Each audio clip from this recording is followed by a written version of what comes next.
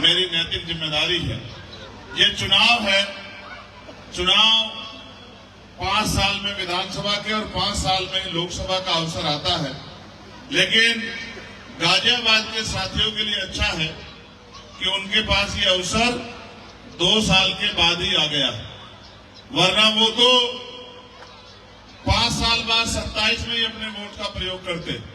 मैं पिछली बार भी जब पार्षदी का चुनाव था तो यहाँ आया था, यही पार्क था। आप तमाम लोगों ने मेरा स्वागत किया था, आशीर्वाद भी दिया, लेकिन वो आशीर्वाद पर्याप्त नहीं था। वो आशीर्वाद अगर पर्याप्त होता तो यहाँ पार्षद हमारा जीतता, और जब पार्षद हमारा जीतता तो मैं आपको बताता कि किस तरह से एक पार्षद के सहारे हम जो हैं इस क्षेत्र में काम करा के दिखाते, इस क्षेत्र की तस्वीर बदल के दिखाते। लेकिन जो कमी पिछली बार रह गई थी, ये आप समझिए कि आपको इस बार उसको पूरा करना। इसलिए मैं आपसे अपील करने के लिए आया हूं कि बाबा साहब अम्बेडकर ने अपने 4-4 बच्चों की कुर्बानी देकर हमें वोट हथियार के रूप में दिया है। जिस तरह शिक्षा हमारा हथियार है, उस तरह वोट भी हमारा हथियार है, और दोनों ही हथियारों पे सरकार की ताकत लगी है कि दोनों हथियार कमजोर हो जाएं। जहां जानबूझ के शिक्षा को बाजारीकरण करके, निजीकरण करके गरीबों की पहुंच से दूर किया जा रहा है, आप महसूस करके देखिए, अगर बाबा साहब अम्बेडकर ना पढ़ते, अगर चंद्रशेखर आजाद ना पढ़ता, तो क्या आज अपनी बात को दमदारी से पार्लियामेंट में रख पाता? क्या पार्लियामेंट में आपके हकों की लड़ाई लड़ पाता? क्या जो अभी 3 दिन पहले मैंने सरकार पूछा इस निगम सरकार से कि SC, ST, OBC और मुस्लिम कितने कर्मचारियों को कहां पोस्टिंग दी है, क्या इसका जवाब मांग पाता? ये तो धन्यवाद तो आप और मैं सब लोग मिलकर धन्यवाद देते हैं डॉक्टर बाबा साहब अम्बेडकर का, जिन्होंने अपने 4-4 बच्चे कुर्बान करके और हमें ये ताकत दिया, अवसर दिया कि हम भी इस भारत में सम्मान की जिंदगी प्राप्त कर सके। इसलिए मैं आपसे कहना चाहता हूं कि जहां एक तरफ शिक्षा को कमजोर करके हमसे हमारे सवाल करने के अधिकार को छीना जा रहा है, वहीं दूसरी तरफ नोट से वोट को खरीदकर, और पहले नोट रात के अंधेरे में बांटी जाती थी। चुनाव से 2 दिन पहले किसी बचौलिए के जरिए आता था आदमी कि भाई चुपचाप नोट ले लो और वोट हमको डाल देना। अब सरकार ऐसी स्कीम लाई है किसी बहन योजना के नाम पे, किसी भाई योजना के नाम पे, कि चुनाव से पहले 7-8 हजार रुपए गरीबों के खाते में डाल देते हैं। जो रोटी के लिए मोहताज है, उनके लिए 7-8 हजार रुपए बड़ी रकम होती है, और वो स्वाभिमानी लोग हैं, ईमानदार लोग हैं, ये सोचते हैं इन्होंने हमें 7-8 हजार रुपए दिए तो हम इनको वोट दे देते हैं, मगर वो ये भूल जाते हैं कि ये जो वोट आपको मिला है, ये बाबा साहब ने आपको गुलामी की बेड़ियां काटने के लिए दिया है। ये वोट आपको अपनी जिंदगी में बदलाव के लिए दिया है। अभी भाई सतपाल कह रहे थे कि यहाँ स्कूल नहीं है, यहाँ कॉलेज नहीं है, यहाँ हॉस्पिटल नहीं है। क्यों नहीं है? इस सवाल का जवाब आप अपने आप से पूछो। यहाँ इसलिए नहीं है क्योंकि यहाँ रहने वाले लोगों को वो आज भी इंसान नहीं मानते। जिनको वो इंसान मानते हैं उन बस्तियों में बढ़िया काम कराते हैं, वहाँ साफ सफाई होती है, वहाँ इज्जत की जिंदगी लोगों को मिल रही है, और आपके हिस्से में आज भी बेकदरी आ रही है। इसलिए मैं आपसे कहना चाहता हूँ कि ये वोट हमारा हथियार है, इसका प्रयोग इतनी समझदारी से होना चाहिए कि सांप भी मर जाए और लाठी भी ना टूटे। एक तरफ जहाँ हमें सत्ता में बैठी भारतीय जनता पार्टी को वोट की चोट से सबक सिखाना है, वही हमें अपनी ताकत भी बनानी है कि जिस तरह अकेला चंद्रशेखर आजाद, बताओ पार्लियामेंट में सबसे ज्यादा बोलता है नहीं बोलता है? बताओ। चाहे पुरानी पेंशन का मामला हो, चाहे PRD के जवानों का मामला हो, चाहे पुलिस के जवानों का मामला हो, चाहे मजदूरों की न्यूनतम वेतन का मामला हो, जो मैंने 29 जुलाई को उठाया था और उसके बाद सरकार को 783 रुपए न्यूनतम वेतन करना पड़ा, चाहे आशा आंगनबाड़ी वर्करों के वेतन वृद्धि का मामला हो, चाहे भोजन माता के वेतन वृद्धि का मामला हो, चाहे ग्राम रोजगार सेवक चौकीदार के वेतन वृद्धि का मामला हो, चाहे पढ़े लिखे नौजवान के बेरोजगारी का मामला हो। आज ही मैंने सवाल पूछा है कि 1,42,000 वैकेंसी है टीचरों की, पढ़े लिखे बच्चे बेरोजगार घूम रहे हैं, उनको नौकरी रोजगार क्यों नहीं देती सरकार?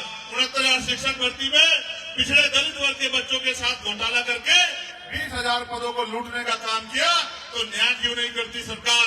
और महिलाएं, जहां महिलाओं पे आज जुल्म ज्यादती हो रही है, जहां महिलाएं जो है आज बेबस लाचार है, न सुरक्षा है न संरक्षण है, मैं आपको विश्वास दिलाता हूं धीरे धीरे ताकत बढ़ेगी। अभी आपका चंद्रशेखर एक छोटे पौधे की तरह है, धीरे धीरे आपके संरक्षण में वो पौधा बड़ा होगा। और मैं आपको विश्वास दिलाता हूँ, जिस दिन आपके आशीर्वाद से और वोट की ताकत से वो ताकतवर हो गया, फिर मैं लिख के देता हूँ कि किसी महिला को घर पे परेशान नहीं होना पड़ेगा। उनको कुटीर उद्योग लगा के घर पे रोजगार देने का काम हम लोग करेंगे। इस बात की भी मैं आपको वचन देता हूँ। हम तो कोशिश कर रहे हैं कि महापुरुषों के सपने को आगे बढ़ाने के लिए अपने जीवन का जो भी योगदान हो सकता है उसको दो।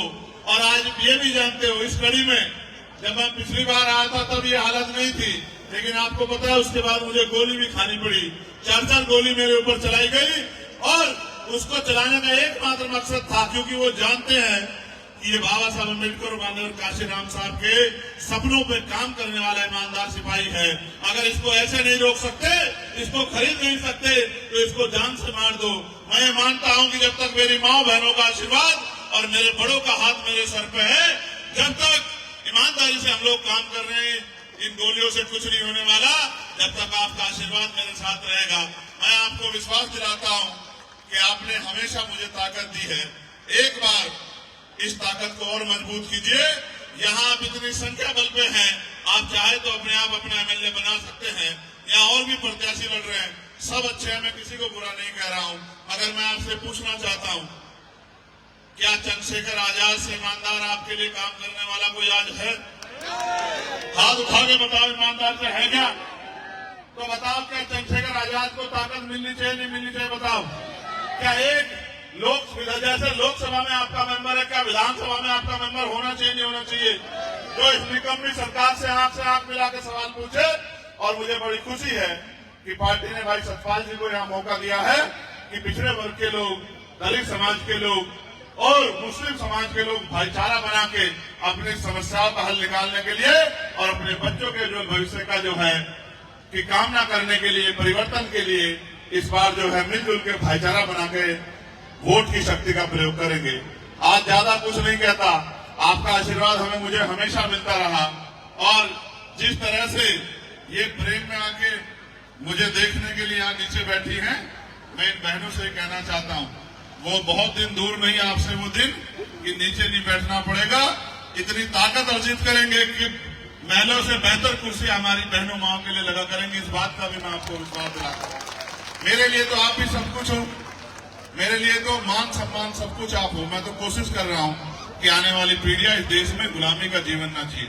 इसलिए मैं आपसे अपील करता हूँ और आपसे ये विश्वास भी करता हूँ कि इस बार आप इस लड़ाई में जो पिछली बार कमी रह गई थी पार्षदी में, इस बार विधानसभा में उसको पूरी कर दोगे। कर दोगे नहीं कर दोगे? बताओ, दोनों हाथ उठा के बताओ, करोगे नहीं करोगे पूरी? किसी की बातों में तो नहीं आओगे? ऐसा तो नहीं कोई पैसे वाला आके कहेगा कि छोड़ो चंद्रशेखर को, मरने दो उसको, आप हमारे साथ आ जाओ? तो ऐसा तो नहीं अपने बच्चे का हाथ छोड़ दोगे? पक्का करोगे मदद? बताओ फिर हमारा चुनाव निशान क्या? बताओ। नहीं, बहुत कम आवाज, इससे ज्यादा तो मेरी अकेले की है। जोर से बताओ क्या निशान? नहीं, ये भी कम है। बताओ, तुम तक आवाज आ रही है क्या? जो वहां खड़े हैं, रुक जाओ, वो बताएंगे। तुम तक आवाज आ रही है क्या भाई? नीली शर्ट आ रही है? चलो अच्छा, जोर से बहने खड़ी, बताओ आवाज आ रही है क्या? बताओ अच्छा जोर से, क्या है निशान? सिर्फ केतली बताने से काम नहीं चलेगा। आपको अगर वाकई में भरोसा है मेरे ऊपर, पहले बताओ भरोसा है या नहीं है? बताओ। जो 2 हाथ उठाएगा उसी की बात मानी जाएगी। पक्का भरोसा है? तो मेरी एक बात पे गौर कर लो, अगर वास्तविकता में भरोसा है तो फिर अकेला मत छोड़ो, फिर अपने आप काम करो। आपके जेब में फोन है, इस फोन का प्रयोग करो। आपके यहाँ रिश्तेदार रहते हैं, साथी रहते हैं, दोस्त रहते हैं, पार्टनर रहते हैं, आपके अड़ोसी पड़ोसी लोग रहते हैं। आपने वोट दे के सबको बनाया है। इस बार आपका नंबर है कि आप सबसे अपील करो कि इस बार आप हमें वोट दो। आप अपने घर से निकल के जिस तरह से आप अपना घर चलाने के लिए 8 घंटे मेहनत मजदूरी करते हैं, अपने बच्चों का पेट पालने के लिए और उनको अच्छी शिक्षा दिलाने के लिए, अच्छे कपड़े दिलाने के लिए, अच्छा पानी पिलाने के लिए, सम्मान के जीवन के लिए, तो इस लड़ाई में भी, सम्मान की लड़ाई में भी 1 घंटे 15-20 मिनट, आधे घंटे का योगदान करो। जिनका परिवार रिश्तेदारी यहाँ है वो फोन करो। माओ को स्पेशल कह रहा हूँ, बेटियों की शादी अगर इस विधानसभा में हुई हो तो उनको फोन करना। बेटों की शादी हुई तो उनको फोन करना, यहाँ आपकी बहन रहती हो, बच्चों की बुआ रहती हो, बच्चों की मासा रहते हो, सबको फोन करके एक ही बात कहनी है कि इस बार इधर उधर नहीं भटकना, इस बार अपने भाई को मजबूत करना, उसके हाथों में ताकत देनी है कि निकम्मी सरकारों से जो अधिकार इन्होंने हमारे छीन रखे हैं, वो हमारा भाई वो अधिकार हमें लाके हमारे घरों तक दे और हमें इज्जत सम्मान की जिंदगी मिले। मैं आपका धन्यवाद करता हूं। और आज डॉक्टर अंबेडकर प्रबुद्ध समिति गाजियाबाद पंजीकरण, ये हमारी कमेटी के लोग जगवीर सिंह जी अध्यक्ष जी हैं और इनकी पूरी टीम, जगवीर सिंह जी, डॉक्टर साहब पूरन सिंह जी, जयप्रकाश जी, चंद्रपाल सिंह जी, एडवोकेट हर प्रसाद चांचल जी, परमानंद गौतम जी, कैलाश गौतम जी, वृंदावन बाबू जी, रतनलाल जी, सुनील प्रधान जी, प्रेमचंद मौर्य जी, एडवोकेट रामेती मौर्य जी, अतरपाल जी, हुकुम सिंह जी, धर्मपाल मास्टर जी, खेमचंद जी, राजपाल जी, अनिल जी, रोहित कुमार, गुरचरण जी, जितेंद्र कुमार, एडवोकेट करणपाल सिंह जी, संजीव गौतम जी, पन्नालाल जी, प्रेम सिंह जी फौजी, विजय लक्ष्मी बोध जी, सरोज गौतम जी, शीला गौतम जी, ममता बोध जी, यासिका गौतम जी, मैं अपने इस पूरे परिवार का इस विश्वास के लिए बहुत बहुत धन्यवाद करता हूं। और जितने नेतागण हमारे यहाँ आजाद समाज पार्टी भीम आर्मी के काम कर रहे हैं, अपना समय दे रहे हैं, मेहनत कर रहे हैं, जिस तरह से उन्होंने इस लड़ाई को अपने कंधों पे उठाया है, मैं उन सब की भी सराहना करता हूं।